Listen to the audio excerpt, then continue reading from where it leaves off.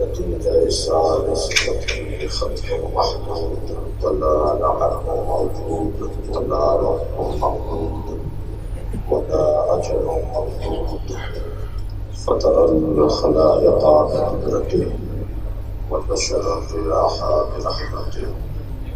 الصلاة والسلام على الرسول المصدق المصطفى العبجد المحمود الأحمد سيدنا مولانا مولى الكونين جد الحسن والحسين وعائلة القاسم محمد. اللهم صل على محمد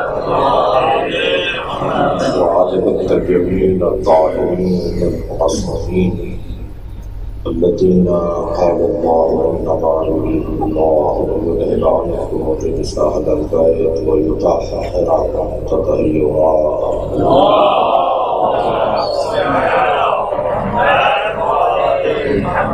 ولعنة الله على أعدائهم أجمعين من يوم عداوتهم إلى قيام يوم الدين.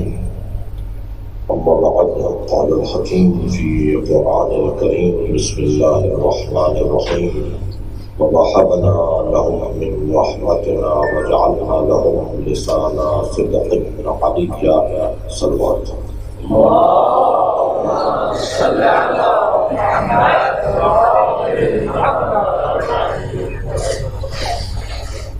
سورہ مبارکہ مریم کی 50ویں آیت نشان 50. اللہ علیہ السلام نے حضرت ابراہیم کی دعا کو قبول کر رہا ہے. حضرت ابراہیم نے آخری زمانے میں ایک سچی زبان اپنی ذریت میں مانگی تھی. ایک لسان صدق، ایک سچی زبان. وجعلنی لسان صدق فی الآخرین. یا اللہ، یہ سورہ شورا ہے. یا اللہ مجھے آخری زمانے میں ایک سچی زبان عطا فرما. اللہ نے حضرت ابراہیم کی دعا کو قبول فرمایا اور ارشاد فرمایا کہ وجعلنا لهم لسان صدق علیہ، اور ہم نے ان کے لیے ایک سچی زبان قرار دی جو علی ہے. سچ تو بہت بولتے ہیں، مگر جو سچ چاہ کر بولے وہ سچ جعفر صادق کا ہے. جس سچ پر کوئی پھر سچ نہیں ہو، جس قول پر پھر کوئی قول نہ ہو. یہ صرف مولا علی مراد نہیں ہے، بلکہ یہ پورا خانوادہ لسان صدق ہے. بہت سے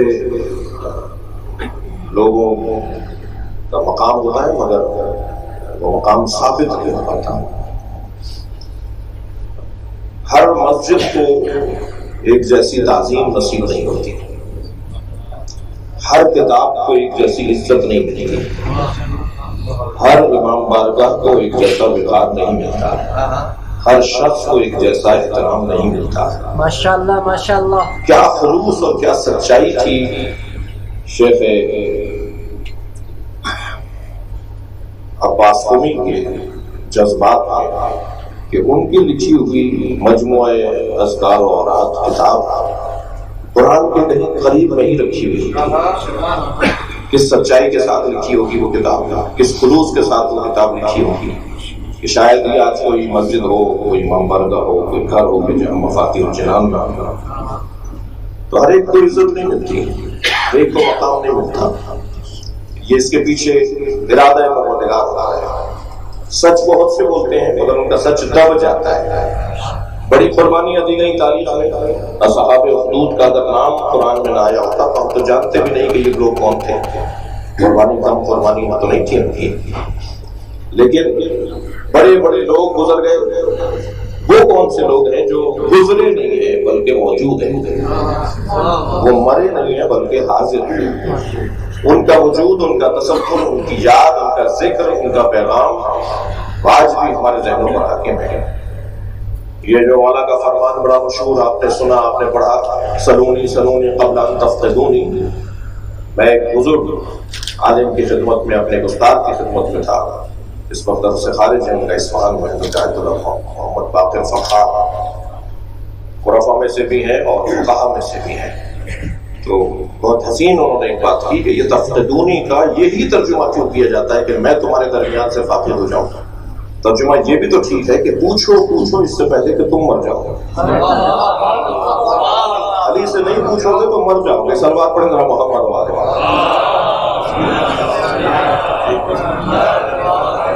کلاہما صحیح، یہ دونوں ترجمے ٹھیک ہے، تفتدونی کے دونوں ترجمے ٹھیک ہے۔ میں فاقد ہو جاؤں یا تم مجھ سے فاقد ہو جاؤ۔ ایک سلوات اور دیا کرے محمد والے۔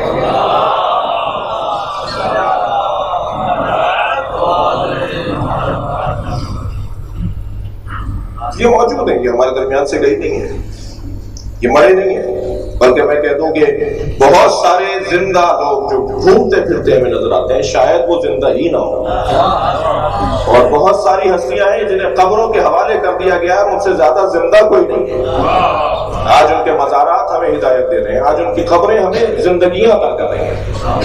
لہٰذا یہ لسان صدق، ایک سچی زبان جو کبھی جس کی آواز بند نہیں ہوگی، جس کا پیغام رکے گا نہیں، جس کے بتائے ہوئے دستورات ختم نہیں ہوں گے، وہ یہ گھرانہ ہے۔ پہلے امام معصوم سے لے کر آخری تک یہ سب لسان صدق ہے۔ یہ حضرت ابراہیم کی دعا اور اس کی قبولیت کا ایک جلوہ ہے کہ جس کو آج یاد کرنے کے لیے، اپنے ممدوح کو یاد کرنے کے لیے یہاں جمع ہے۔ عزیزان گرامی، وقت بہت تنگ ہو گیا ہے اور ایک نوحہ بھی مجلس کے اختتام پر اور مسائل کے بیان کے بعد ہونا چاہیے، عزاداری ہے، اور عزاداری ہی در حقیقت ہماری شہر کی حیات ہے اور ہماری بقا کا ذریعہ ہے، اور یہ عزاداری ہی ہے کہ جس نے تشیع کو یہاں تک پہنچایا ہے، اور عزاداری امام حسین کے بغیر ہم نہیں ہیں، اور ہمارا اگر کوئی کردار ہے تو یہ کہ ہم آئینہ بردار لوگ ہیں، اور ہم در حقیقت عزاداری کے خدمت گزار لوگ ہیں، اور ہم سے عزاداری نہیں ہے، ہم عزاداری سے ہیں۔ ایسا نہیں ہے کہ اگر عزاداری ہم کریں گے تو عزاداری ہوگی۔ یہ سیدہ کی ایک امانت ہے، جو امانت دار ہوں گے انہیں کے حوالے کی جائے گی، اور ایک تاریخ ہے عزاداری کے حوالے سے۔ میں بس یہیں پہلے ہی مرحلے پہ یہ کہتا ہوا گزروں کہ ہماری کوئی دو کشتیاں نہیں ہیں، ہم دو کشتیوں کے سوار لوگ نہیں ہیں، ہماری ایک ہی کشتی ہے جو سفینۃ النجات ہے، ہماری ایک ہی کشتی ہے جو در حقیقت کا سفینۃ النوح اہل بیت کا وجود ہے۔ سلیقوں کا اختلاف ضرور ہو سکتا ہے، مگر طریقے کا اور مقصد کا اختلاف نہیں ہے۔ میں اور آپ جس خطے کے رہنے والے ہیں، میرے ہندوستان کے دوست بھی تشریف فرمائیں، ہمارا یہ پورا علاقہ ایک جیسے ہی ماحول کا حامل ہے۔ ہمارے یہاں 70% لوگ عقیدتی تشیع کے حامل ہیں، 30% لوگ ہیں جو فقاہتی تشیع سے جڑے ہیں۔ تو کیا ان 70% لوگوں کو کسی اور کشتی کا سوار مان لیں، یا وہ 70% لوگ ہمیں کسی اور کشتی کا سوار مان لیں؟ ہماری دو کشتیاں نہیں ہیں، ہماری ایک ہی کشتی ہے، ہم دونوں ایک ہی ہیں۔ ہم اہل سنت کی طرح بریلویوں اور دیوبندیوں میں تقسیم ہونے کے متحمل نہیں ہیں۔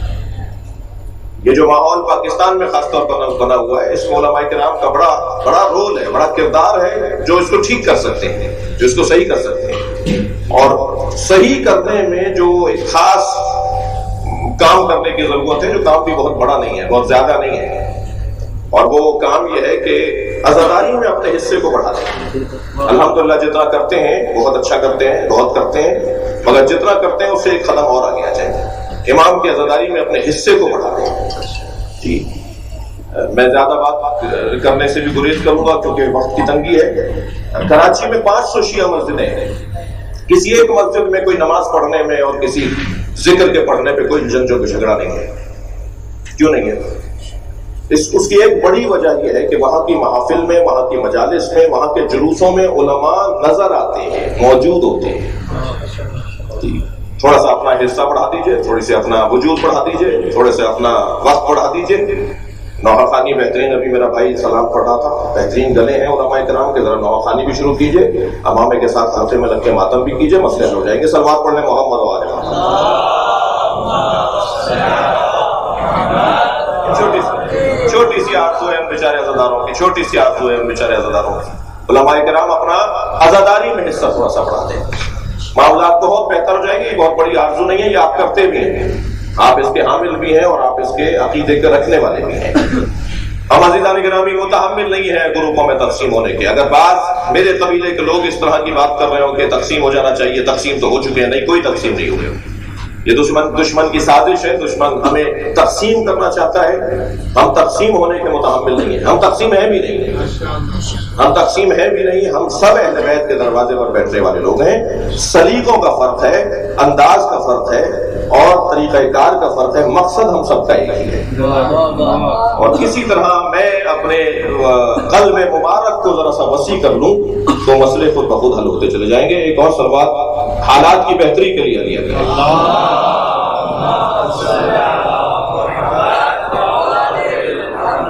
عزیزان گرامی، جس موضوع کے لیے حاضر ہیں، وقت کی تنگی پھر مجھے احساس ہو رہا ہے، اس ہستی کی عظمت کہاں سے بات شروع ہوا، کہاں جا کے بات پہنچے گی. اتنا طے ہے کہ آج اگر فقہ ہے اسلامی کا کوئی تصور ہے تو وہ بنام امام جعفر صادق ہے.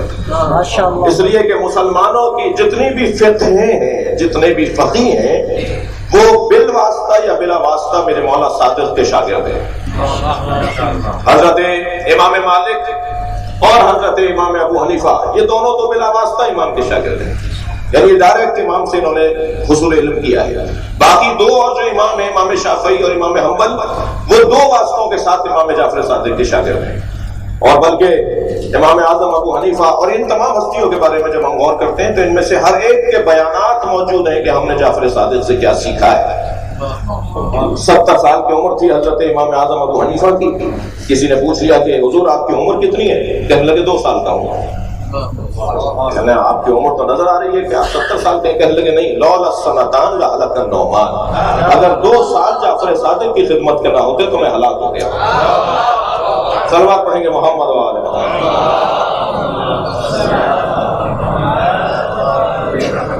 اور حضرت ابو حنیفہ امام اعظم لقب ہے ہمارے بھائیوں کی طرف سے.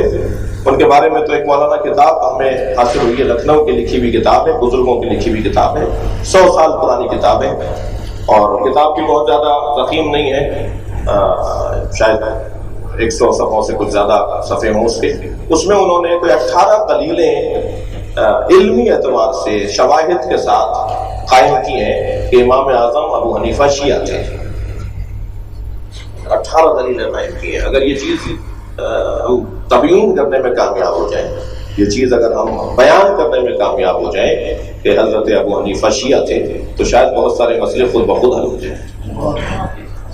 اور ان دلائل میں سے ایک دو صرف آپ کی خدمت میں عرض کر دیتا ہوں. ایک تو یہ کہ امام اعظم ابو حنیفہ حضرت زہرا کے باب فدق کے غصب کرنے پر جناب سیدہ کو مظلوم جانتے تھے. فرماتے تھے کہ یہ ان کے ساتھ ظلم ہوا ہے. پھر خمس کے قائل تھے، خمس انہوں نے رد نہیں کیا. پھر امام اعظم مولا علی کی افضلیت کے قائل تھے. اللہ خلفائے ثلاثہ، مولا علی ان تمام ہستیوں پر، تمام شخصیات پر جو ہے مسلمانوں کے درمیان معتبر ہیں. بعد از نبی مولا علی کی فضیلت کے قائل تھے امام اعظم ابو حنیفہ. اور ایک بہت روشن اور ایک عظیم ایک پہلو وہ یہ کہ شیعی تاریخوں، شیعی تحریکوں میں ایک تحریک حضرت زید شہید کی تحریک ہے، حضرت مختار کی، شہید فخر کی، حضرت زید شہید کی. یہ تحریکیں شیعی تحریکیں تاریخ اسلام کے اندر گزری ہیں. امام اعظم ابو حنیفہ نے علنی حمایت کا اعلان کیا تھا حضرت زید شہید کی تحریک کے لیے. یہ دور وہی ہے، حضرت زید شہید کا دور ہے. اور جس میں انہوں نے اعلان کیا کہ ان کے ساتھ دینا، ان کی مدد کرنا واجب ہے. دور امامت کا تو امام صادق کا ہے، مگر جو تحریک چلی ہے حضرت زید شہید کی، امام اعظم کا دور ہے، ابو حنیفہ کا دور ہے. زکوٰۃ اور خمس ان کی تحریک پہ خرچ مصارف زکوٰۃ، ایک مصرف زکوٰۃ امام اعظم نے حضرت زید شہید کی تحریک پر مال کو خرچ کرنا، زکوٰۃ کو خرچ کرنا ایک مصرف قرار کیا تھا کہ ان کے لشکر کی حمایت کی جائے. اس طرح کے دلائل قائم کیے ہیں ہمارے پاس بزرگوں نے. اور ویسے بھی ان کا جو بیان ہے امام کے حوالے سے وہ بہت روشن ہے. امام مالک فرماتے ہیں کہ مجھ سے زیادہ تو کوئی فقہ اسلامی نہیں جانتا. وہ ہاتھ کھولنے کے قائل تھے اور ہاتھ کھول کے نماز پڑھنے کو اولا جانتے تھے.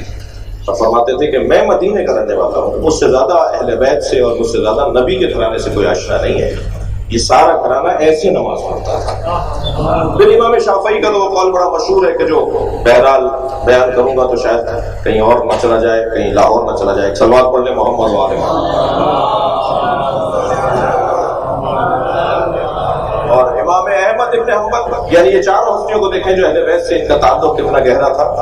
امام احمد ابن حنبل سے کسی نے کہا, عجیب داستان ہے, بڑا حسین واقعہ ہے. ایک ان کا مرید, ایک ان کا مقلد اپنے ساتھ ایک شیعہ دوست کو لے گیا اور حضرت کی خدمت میں جا کر کہا کہ حضور بتائیے, اب شیعہ دوست بھی بیٹھا ہے اور یہ ان کا مرید, ان کا مقلد بھی بیٹھا ہے, امام احمد ابن حنبل کا مقلد. کہنے لگا حضور بتائیے جبریل امین, توجہ چاہوں گا, جبریل امین نبی مکرم پر کتنی مرتبہ نازل ہوئے؟ تو امام احمد ابن حنبل نے فوراً فرمایا 12,000 دفعہ. تو کہنے لگا کہ آیات تو 6,000 کچھ ہیں.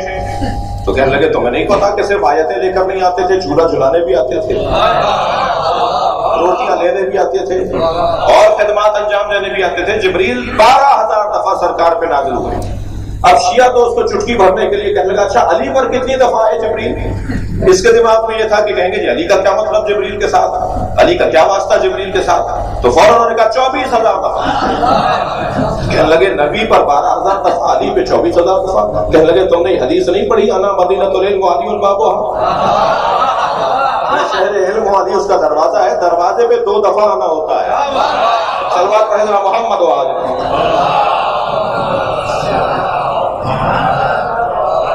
اس سے بہتر صلوات ممکن ہے تو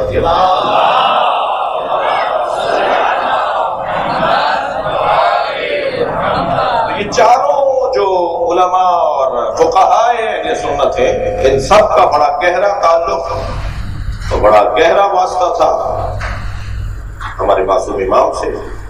اور وہ کتاب بھی طلاب کرام اور علماء کرام افاضل جانتے ہیں, امام جعفر صادق اور مذاہب الاربعہ.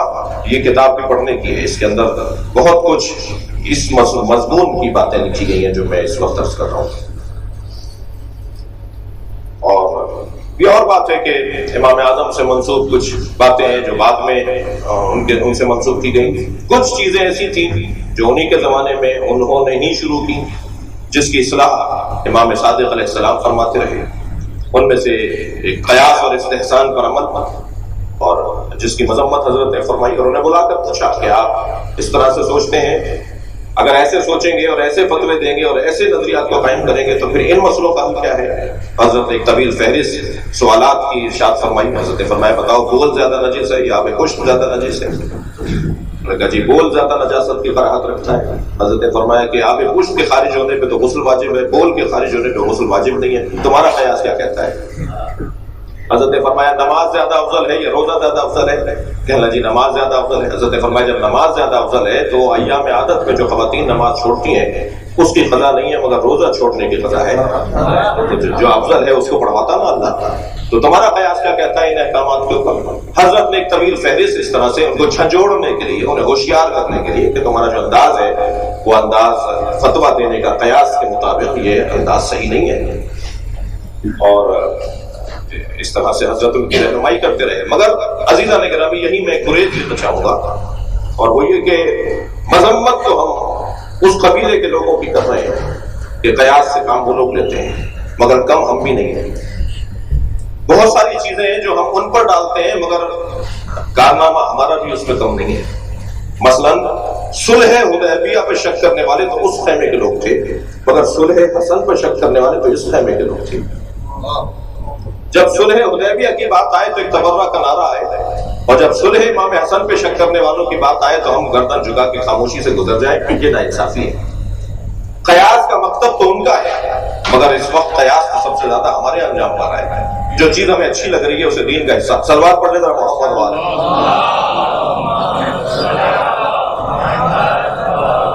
میں آپ کے توسط سے مجلس میں, معاف کیجیے گا صرف آپ کے لیے نہیں, میں چھوٹا سا طالب علم ہوں, میرے پاس کچھ ہے بھی نہیں بیان کرنے کو. فاضل تشریف فرمائے, علماء تشریف فرمائے, طلاب کرام تشریف فرمائے, لیکن جب مجلس پڑھی جا رہی ہے تو پھر یہ مجلس اس وقت اور کچھ دیر کے بعد پوری دنیا میں سنی جائے گی، تو بات کو بڑے پیمانے پہ کرنے کی ضرورت ہے۔ ہماری قوم میں اس وقت مجموعی طور پر قیاس کا استعمال مطلوب ہے۔ جو چیز اچھی لگ رہی ہے اسے دین کا حصہ بنا دو، جی استحسان، جو چیز اچھی لگ رہی ہے اسے دین کا حصہ بنا دو۔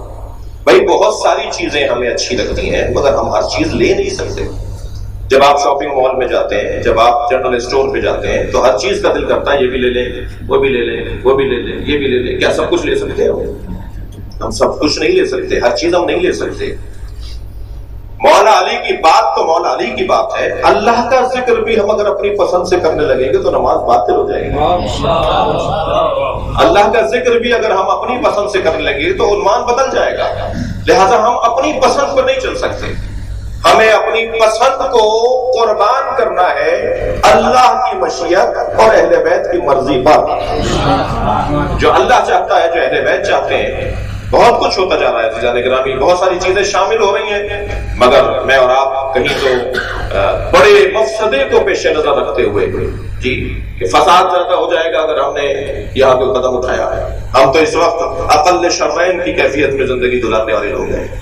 کسی نے پوچھا جی آپ کیا جو جب ووٹنگ ہوتی ہے تو اسلحہ کا انتخاب کرتے ہیں، بہترین کا انتخاب کرتے ہیں؟ ہم نے کہا جی ہمارے بہترین نہیں ہوتے، ہمارے یہاں الیکشن کے موقع پہ بہترین کا وجود ہی نہیں ہوتا، بہتر کا ہی وجود نہیں ہوتا جو بہترین کو تلاش کرے۔ ہمارے یہاں تو شروں میں سے، شرین میں سے کچھ کم شر کا انتخاب ہوتا ہے جب الیکشن ہوتا ہے۔ تو ہم اس مشکل کا شکار ہیں کہ اگر ہماری قوم کے اندر بھی کچھ مسائل ہوتے ہیں تو ہم مصلحت اور مفسدے کو تول رہے ہوتے ہیں، اور پھر مفسدے کو غالب جان کر ہم بہت ساری چیزوں سے ہاتھ اٹھا لیتے ہیں۔ یہی کچھ کیفیت اس وقت کے ذمہ دار علماء کے ساتھ پاکستان کے اندر ہو رہی ہے۔ ہمیں انتہائی زیرکی، سمجھداری، ہوشیاری کے ساتھ معاملات کو آگے بڑھانے کی ضرورت ہے۔ امام اعظم نے استحسان اور قیاس کی بنیاد پر اپنے مذہب کو آگے بڑھایا، اور جو چیز انہیں اچھی لگ رہی تھی اس کو دین کا حصہ بنا دیا۔ تو آپ دیکھیے کیا نتیجے نکلے کہ افغانستان میں جب ایک جنازہ لے جا رہے تھے تو گزشتہ حکومت جو ایک تکفیریوں کی حکومت تھی، انہوں نے کہا جی جنازہ کس کا ہے؟ جی مرد کا ہے۔ اچھا جنازہ منہ کھول کے دکھاؤ۔ جب منہ کھول کے دیکھا گیا تو اس نے داڑھی مونڈی بھی تھی، مرنے والے جی مرنے سے پہلے ہی کچھ اس نے داڑھی اپنی مونڈی تھی۔ کہنے لگے اس نے حرام کام کیا ہے، پہلے اس کے اوپر حد جاری ہوگی۔ تو جنازے پہ اتنے کوڑے مارے گئے کہ پہلے حد جاری کرو پھر رکھنا۔ یہ قیاس کا نتیجہ ہے، یہ قیاس کا نتیجہ ہے۔ اور یہ مذاق اور مضحکہ جو قیاس کی بنیاد پر مسلمانوں کی تصویر بگاڑنے کی سازش ہے، وہ در حقیقت مسلمان اس کی وجہ سے پشیمان ہے، پریشان ہے۔ اور الحمدللہ میں اور آپ جس دروازے پر بیٹھے ہیں نا، اس سے اچھا دروازہ نہیں ہے۔ دنیا کہاں بیٹھی ہے مجھے اس سے غرض نہیں ہے، مگر میں اور آپ جہاں بیٹھے ہیں وہاں سے جنت کا رستہ بنتا ہے، عزت کا اضافہ ہوتا ہے۔ دنیا کہاں بیٹھی ہے مجھے اس سے غرض نہیں ہے۔ میں ایک رسانے پر تھا، ایک دیوبندی عالم دین، جب اہل بیت کی بات آئی تو کہنے لگے مولانا مجھے کچھ کہنے دیجیے۔ ہم نے کہا جی فرمائیے۔ کہنے لگے جی اہل بیت کا کسی سے مقایسہ نہ کرو، اہل بیت کا کسی سے مقایسہ ہی نہیں ہے، اس لیے کہ اہل بیت کے فرد کے پاس جنت کی اونرشپ ہے۔ میں نے کہا جی آپ نے بڑا اچھا جملہ کہا کہ اہل بیت کا فرد جنت کی اونرشپ رکھتا ہے۔ میں ایک اور جملہ ہدیہ کرنا چاہتا ہوں۔ دنیا کے معتبر ترین لوگ اپنی جنت کا یقین نہیں رکھتے، اہل بیت ہماری جنت کی ضمانت دیتے ہیں۔ بہت فرق ہے، کوئی مقایسہ ہی نہیں ہے کسی کے ساتھ اس گھرانے کا۔ تو عزیزو بحث یہ ہے کہ یہ جو تصویر مسلمانوں نے بعض بزرگوں سے لی اور اس کو بگڑی ہوئی تصویر مسلمانوں کی ہے، یہ اس وجہ سے کہ اس دروازے سے دوری اختیار کی گئی۔ جتنا اس دروازے سے قرب بڑھے گا، جتنا ان کی پیروی میں اضافہ ہوگا، اتنا ہی مسلمانوں کی تصویر اچھی ہوتی چلی جائے گی۔ ہم حسینیوں کی، ہم عزاداروں کی، ہم اہل بیت کے چاہنے والوں کی تصویر مسلمانوں کے درمیان بہتر تصویر ہے۔ حضور ہم اترے ایک مغربی ملک میں، سعودیہ میں رہتا ہوں، نوکر آدمی ہوں، متکبروں کے کپڑے نہیں ہیں، یہ خادموں کے کپڑے ہیں جو ہم پہنے ہوئے ہیں۔ تو کچھ انگریز آگے سے گزرے، مجھے دیکھتے ہوئے واپس آ کے کہنے لگے کیا پہنا ہوا ہے آپ نے؟ یہی حلیہ تھا۔ میں نے کہا جی مسلمان علماء کا لباس ہے۔ کہنے لگے مسلمان عالم ہے؟ اچھا تو اچھا بتائیے پھر پروفٹ کے گھر والوں کو مانتے ہیں یا دوستوں کو مانتے ہیں؟ میں نے کہا جی پروفٹ کے دوستوں کا احترام کرتے ہیں، پیروی گھر والوں کی کرتے ہیں۔ تو بے ساختہ ایک خاتون تھی نہیں کرنے. ہاں جو پروفٹ کے گھر والوں کی پیروی کرتے ہیں نا وہ مسلمان اچھے مسلمان ہوتے ہیں. یہ غیر مسلم ہمارے بارے میں آج ایک رائے ان کی قائم ہو چکی ہے. ہم الحمدللہ اچھی تصویر رکھنے والے لوگ ہیں. دنیا میں بڑے بڑے حادثات سامنے آئے مگر کہیں جا کر کوئی شیعہ کی کھوپڑی نہیں ملی. پھٹنے والوں میں کوئی شیعہ نہیں ملا آج تک. اور اس کی ایک وجہ یہ بھی ہے کہ جو قوم رونے کی مشق کرتی ہو نا وہ کسی کو رلاتی نہیں ہے. بعض دوستوں کا خیال ہے کہ گریہ موضوعیت نہیں رکھتا, گریہ اصالت نہیں رکھتا. سلمان ہدیہ کر دیں محمد والے.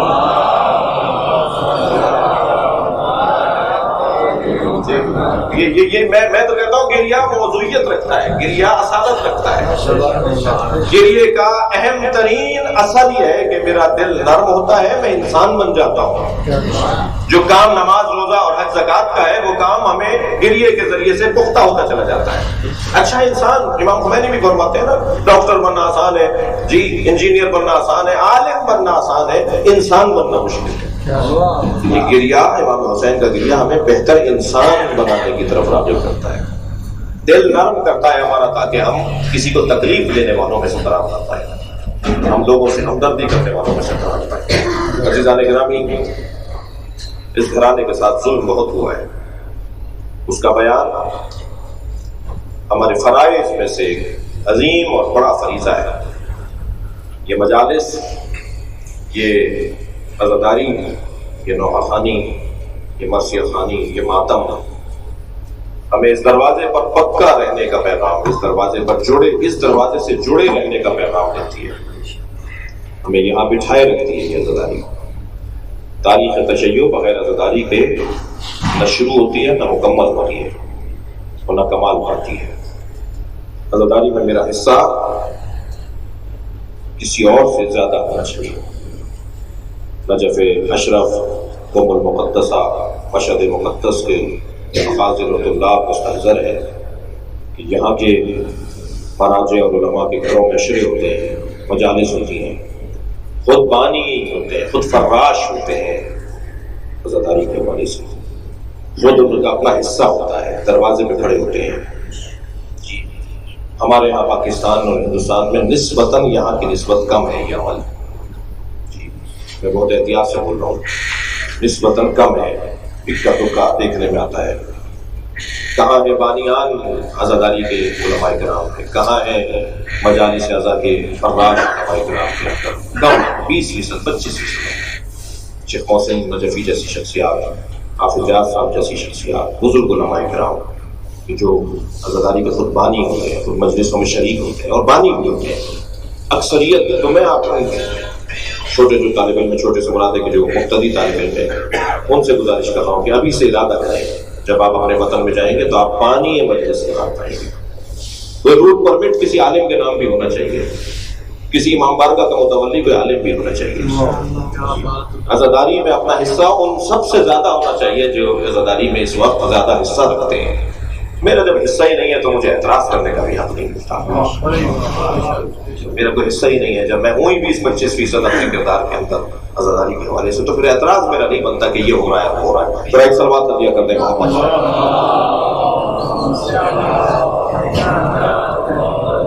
آپ صلوات سب نہیں پڑھتے میرے گھر.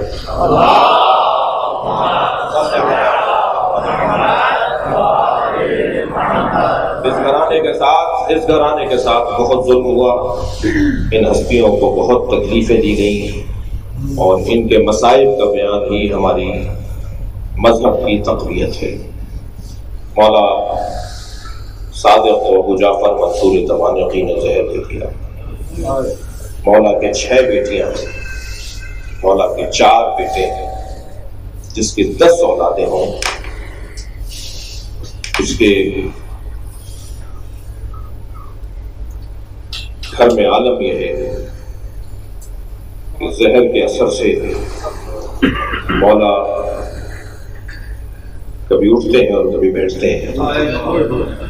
مولا کی بیٹیوں میں ایک بیٹی کا نام فاطمہ ہے, اور یہ سب سے میں دیکھ رہا تھا مولا کے احوال میں, سب سے چھوٹی بیٹی مولا سے بہت وابستہ بھی تھی, اور جب مولا کو زہر دے دیا گیا تو آپ نے اپنے ان بچوں کو بلا کے کہا کہ نبی کے مزار پہ جا کر میرے لیے دعا کرو۔ یہ بچے مزار پر گئے اور منظر کچھ وہی ہے کہ جو جناب زہرا کی شہادت سے قبل حسنین نبی کے مزار پہ گئے تھے۔ سیدہ نے فرمایا تھا جاؤ اپنے نانا سے جا کے کہو کہ نانا ہماری ماں کو تکلیف ہے، ہماری ماں کو شفا مت ہے۔ جب حسنین نے اپنی ماں کی شفا کی دعا نبی سے کی تھی تو قبر مصطفیٰ ہلنے لگی تھی اور آواز آئی تھی کہ حسنین میں اپنے زہرا کو لینے آیا ہوں۔ اور اس کے بعد جب گھر میں داخل ہوئے تو جناب اسما نے بڑھ کر کہا کہ کھانا کھا لو، تو دونوں بچوں نے کہا تھا کہ ہم نے کبھی ماں کے بغیر کھانا نہیں کھایا۔ بہت چاہا حضرت اسما نے کہ کھانا کھلا دیں، مگر بچوں نے کھانا نہیں کھایا اور کہا ہمیں ماں تک پہنچاؤ۔ جب ماں تک پہنچے نا تو منظر یہ تھا کہ جناب زہرا کی روح پرواز کر چکی تھی۔ دونوں شہزادے ماں سے لپٹ کے بہت دیر تک روتے رہے اور اپنی ماں کو آواز دیتے رہے کلمنی امی، امی ماں ہم سے بات کرو، ماں ہم سے بات کرو۔ وہ منظر بڑا شدید اور بڑا کربناک منظر تھا۔ یہی کچھ منظر امام جعفر صادق نے فرمایا اپنے بچوں سے جاؤ، جا کر نبی کے مزار پہ میری شفا کی دعا کرو۔